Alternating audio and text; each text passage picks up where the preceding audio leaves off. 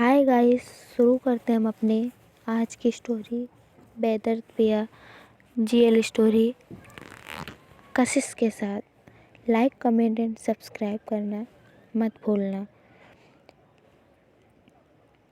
आपको पता है ये स्टोरी मैं कितनी मेहनत से डालती हूँ, बट आप लोगों जो लाइक कमेंट भी नहीं करते हो।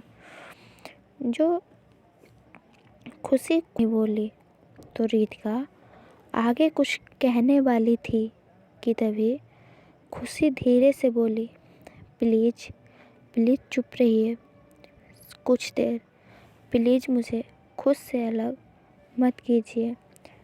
ये सुनकर रितिका की आंखें खुल गईं और उसने एक गहरी सांस लेकर खुशी को अपनी बाहों में कसकर जकड़ लिया, जिसका आप लोगों को इंतज़ार था। इनकी दूरियां धीरे धीरे कम हो रही थी, पर कहीं ना कहीं इनके बीच की तो दूरियां कम हो रही थी। इनकी लाइफ में और भी ज़्यादा कुछ होने वाला था, जिसका शायद इन दोनों को कोई अंदाज़ा नहीं था। और जो खुशी थी, आपको पता है, वो रितिका के पास थी और उसने सेम रितिका से यही कहा था कि आप मुझे खुद से अलग मत करना। रितिका ने खुशी को तो अपनी बाहों में कस लिया था, लेकिन कुछ ही देर बाद उसने एक झटके से खुशी को खुद से अलग कर दिया और बोली, तुम यहाँ क्यों आई हो खुशी? कल तुम्हारी शादी है। तुम्हारे ऋषि को बुरा लग जाएगा अगर उसे पता चलेगा कि तुम यहाँ मुझसे मिलने आई हो। ये गलत है खुशी, तुम्हें ऐसा नहीं करना चाहिए। ऋषि को तुम पर ट्रस्ट है, उसे नहीं तोड़ना, कभी भी मत तोड़ना। हम जिस पर अपने से भी ज़्यादा ट्रस्ट करने लगे और अगर वो हमारा ट्रस्ट तोड़ दे खुशी, तब जीना मुश्किल हो जाता है। मेरी इतना ही रितिका कह पाई और शांत हो गई। तो खुशी रितिका के यूं बदले बिहेवियर को देखकर बिल्कुल हैरान रह गई और साथ ही रितिका के कहे शब्द, तुम्हारे ऋषि से उसका दिल टूट रहा था। खुशी ने रितिका को समझाते हुए कहा, रितिका तुम ऐसा क्यों बोल रही हो? अभी कुछ देर पहले तो तुम ठीक थी, अब अचानक से क्या हो गया तुम्हें? रितिका ने खुशी से नज़रें चुराकर कहा, देखो खुशी, तुम चली जाओ यहाँ से। मैं नहीं चाहती कि ऋषि को पता चले कि तुम यहाँ आई थी और वो कुछ भी गलत सोचे। तुम जाओ यहाँ से खुशी, आई सेड गो।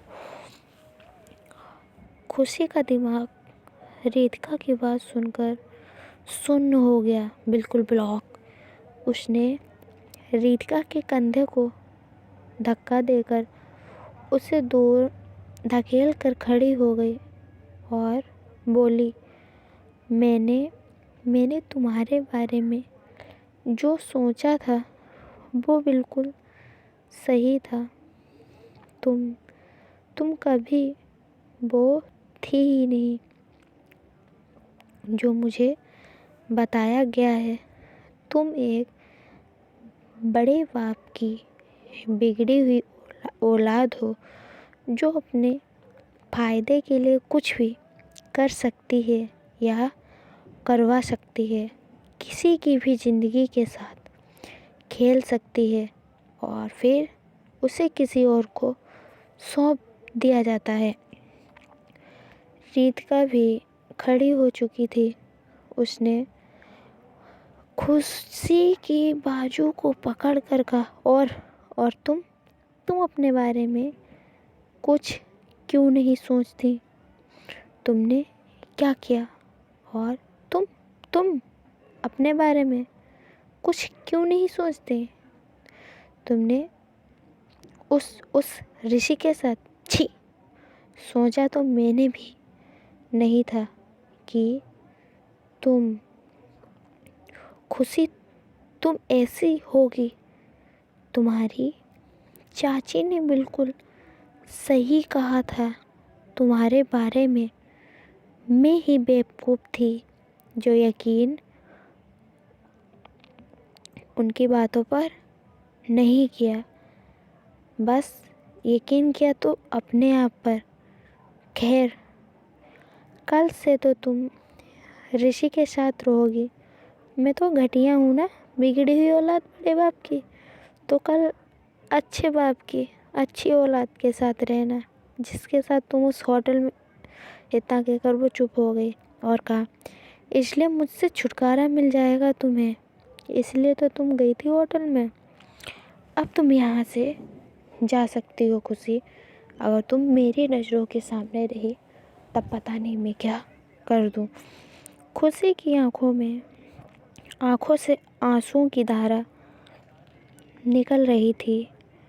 वो कुछ कहने को तो हुई ही थी कि रितिका ने उसकी एक भी ना सुनते हुए उसे केबिन से बाहर कर दिया और दरवाजे को बंद कर दिया।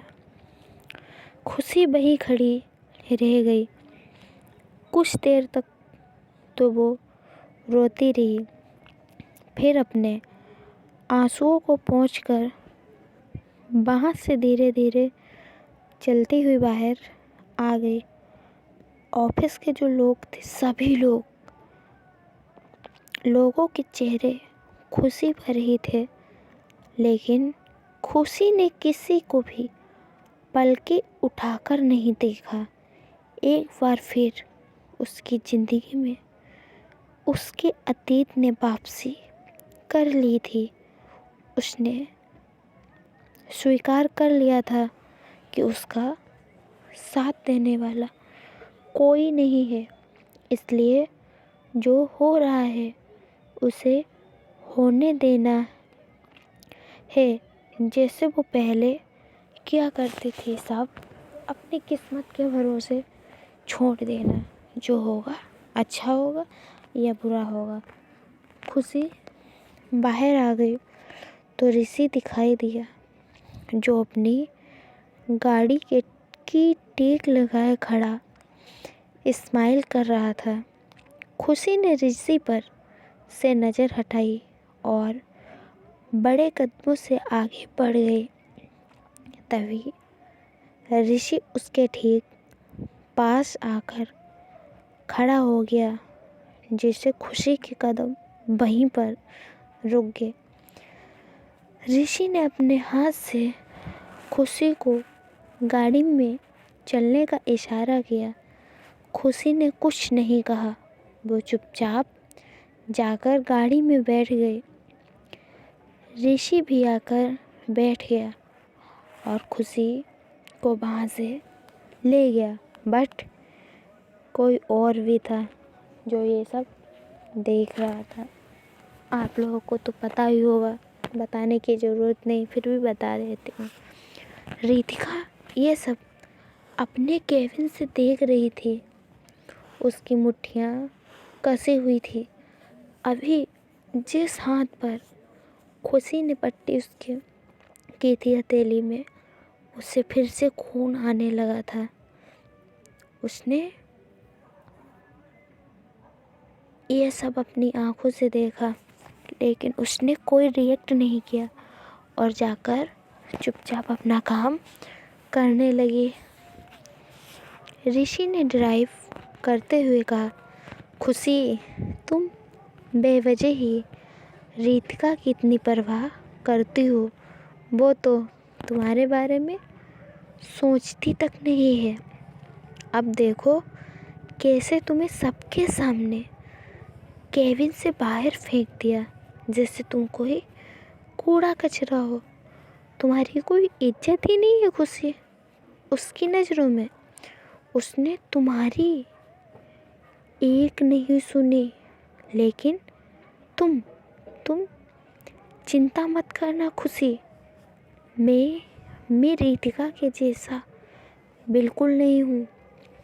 मैं तुम्हारा बहुत ख्याल रखूँगा, कभी तुम्हें अकेले नहीं रहने दूँगा। बस सिर्फ एक बार तुम मेरी हो जाओ, उस रितिका से डिवोर्स ले लो। डिवोर्स लेने के बाद हम दोनों शादी कर लेंगे। खुशी ने अचानक से अपना सिर उठाया और ऋषु को देखते हुए बोली, लेकिन मैं रितिका से प्यार करने लगी हूँ। मुझे नहीं पता ये कब और कैसे हुआ, लेकिन रितिका के अलावा मैं किसी और के बारे में सोचती ही नहीं हूँ और ना ही मैं सोच सकती हूँ।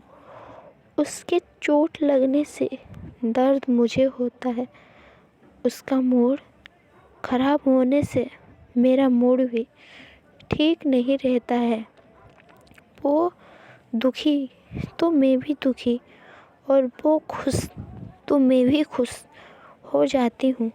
मेरा यकीन करो ऋषि, तुम ये सही नहीं कर रहे हो। तुम मेरे साथ कभी खुश नहीं रह सकते। तुम्हें और बहुत अच्छी अच्छी लड़कियां मिल जाएंगी, एक से बढ़कर एक। बट प्लीज़ मेरे साथ ऐसा मत करो प्लीज़ ऋषि। ऋषि के हाथ स्टीयरिंग पर कस गए। उसने अचानक से ब्रेक लगा दिया। सीट बेल्ट न लगाने की वजह से खुशी आगे की ओर गिरने वाली थी, लेकिन ऋषि ने अपने हाथ को आगे कर दिया, जिससे खुशी का सिर उसके हाथ से टकरा कर रह गया। खुशी पीछे ही हुई थी कि ऋषि ने उसके बाल पकड़कर खुशी के चेहरे को अपनी ओर करके कहा, ये जो कुछ देर पहले तुमने कहा ना कि तुम रितिका सिंघानिया से प्यार करने लगी हो, ये आज के बाद कभी मत कहना खुशी। मुझसे बुरा कोई नहीं होगा। मैं रितिका को जान से मार दूंगा, क्योंकि ये पहली और आखिरी बार था जब मैंने ये सुना है कि तुम उस रितिका सिंघानिया से प्यार करती हो। तुम्हें सिर्फ मुझसे प्यार करना है, अपने ख्यालों में मुझे लाना है, मेरे और सिर्फ मेरे सपने देखने हैं, समझी? और अगर ऐसा नहीं हुआ तो तुम जानती नहीं हो मैं तुम्हारे साथ क्या क्या कर सकता हूँ। तुम अपनी छोड़ो, तुम्हें तो मैं दर्द नहीं दूँगा, बट मैं रितिका के साथ क्या क्या कर सकता हूँ ये तुमने नहीं सोचा होगा। ज़रूरत पड़ी तो उसे मार भी दूँगा। तुम मुझसे प्यार करोगी, सिर्फ मुझसे, मुझे देखोगी। खुशी ऋषि के इस रूप को देखकर बिल्कुल दंग रह गई। उसकी लाइफ में रितिका क्या कम थी जो ऋषि भी अपना रूप बदलने लगा था। खुशी ने आंखें बंद की तो आंसू उसके गालों पर आ गए। ऋषि ने जब खुशी के आंसू देखे तो उसने खुशी के बालों को छोड़ दिया और थोड़ा घबराते हुए बोला, सॉरी, तुम्हें दर्द हो रहा था, माफ़ी देना, लेकिन आगे से रितिका सिंघानिया से प्यार की बातें मत करना। उसकी बातें आते ही मुझे गुस्सा आ जाता है और फिर मुझे खुद नहीं पता होता कि मैं क्या कर जाता हूँ और तुम्हारे साथ पता नहीं भी मैं क्या कर देता। अब उस रितिका का नाम मत लेना खुशी, मैं और तुम दोनों खुश रहेंगे, एक साथ रहेंगे। खुशी ने कुछ नहीं कहा तो ऋषि ने गाड़ी स्टार्ट कर दी और धीरे धीरे चलाते हुए बोला, सीट बेल्ट लगा लो प्लीज़। खुशी ने चौंक कर ऋषि की ओर देखा तो ऋषि ने बड़े प्यार से पलक झपकाकर सीट बेल्ट लगाने के लिए इशारा किया। खुशी आज तक ना तो रितिका को समझ पाई थी और ना ही ऋषि को। दोनों ने ही अपने अपने अलग अलग रूप दिखाए थे। खुशी अब और ज़्यादा बखेड़ा नहीं चाहती थी, इसलिए उसने बिना कुछ कहे चुपचाप सीट बेल्ट लगा ली और मुंह फेर कर बाहर की ओर देखने लगी। रात हो चुकी थी। खुशी अपने कमरे में अकेली बैठी के बारे में सोच रही थी, रितिका के ही बारे में सोच रही थी और कल के बारे में कि क्या कल सच में उसकी शादी ऋषि से हो जाएगी। क्या रितिका उसे ऐसे ही जाने देगी। खुशी फिर सोचती है, कोई लड़की ऐसे होटल के कमरे में मिले तो कोई भी हो वो उसे छोड़ ही देगा, फिर चाहे लड़की के हालात कुछ भी हो। सब पहले अपना देखते हैं। और रितिका भी तो इस समाज में रहती है, इसमें उसकी भी क्या गलती। उसे तो अपनी शान और शौकत से बहुत ज़्यादा फर्क पड़ता है, फिर वो ये सब क्यों नहीं कर सकती है। वो भी तो लोगों को क्या ही कहेगी कि उसकी वाइफ होटल में नहीं, इसलिए वो मुझे छोड़ रही है। खुशी फिर मन ही मन बोली, क्या फ़र्क पड़ता है, मुझे तो वैसे भी दर्द सहने की आदत है, शायद उसे ज़िंदगी भर ऐसे ही दर्द झेलने पड़ेंगे। उसका नाम ज़रूर खुशी था, बट खुशी उसके चेहरे पर थी नहीं। जब आती तो चली भी जाती थी, ज़्यादा टाइम रुकती ही नहीं थी। खुशी ने घड़ी देखी, 10 बज चुके थे, लेकिन रितिका अभी तक नहीं आई थी। खुशी ने खुद से कहा, अब वो यहाँ आकर भी क्या ही करेगी। उसने तो फैसले पहले ही कर लिए हैं। तभी दरवाजे पर किसी के आने की आहट सुनाई दी। खुशी ने मुड़कर नहीं देखा, क्योंकि उसे लगा कि ये ऋषि ही होगा जो उसे यहाँ परेशान करने आया होगा। लेकिन ये ऋषि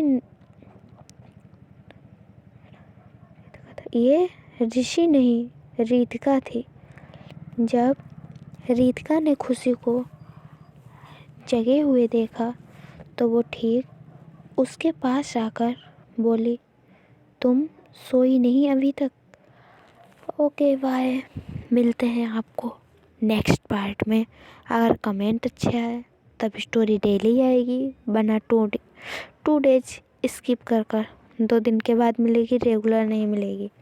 आप कमेंट नहीं करते हो, कमेंट करोगे तभी तो मुझे पता चलेगा कितने लोगों को पसंद आ रही है, कितने लोगों को नहीं। Okay bye, good night, sweet dream, take care, अपना ख्याल रखना। और इस चैनल को ज़्यादा से ज़्यादा शेयर, लाइक, कमेंट, स्टोरी को शेयर कीजिए। मुझे पता है शुरुआत के पार्ट्स मैं अच्छे से नहीं बोल पाई। आप लोगों ने मुझे सपोर्ट किया, इसीलिए मैं यहाँ तक पहुँची हूँ। इसलिए thank you so much, very very thanks यार।